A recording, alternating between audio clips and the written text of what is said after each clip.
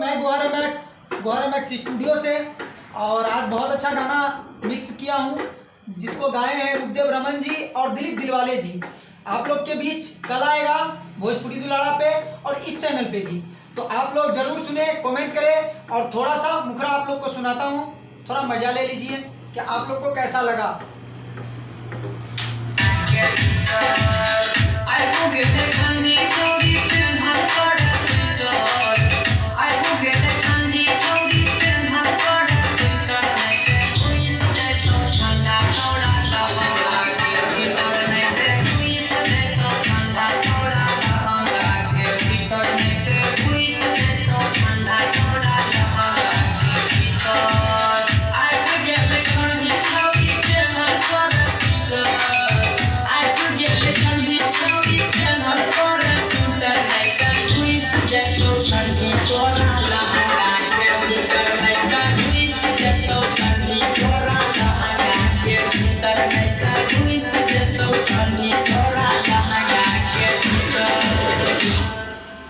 कैसा लगा आप लोग को, और अच्छा लगा हो तो कमेंट जरूर कीजिएगा। उस चैनल को भी सपोर्ट कीजिए, भोजपुरी दुलाड़ा चैनल को भी सपोर्ट कीजिए। आप लोग के बीच में बेहतरीन से बेहतरीन गाना आएगा।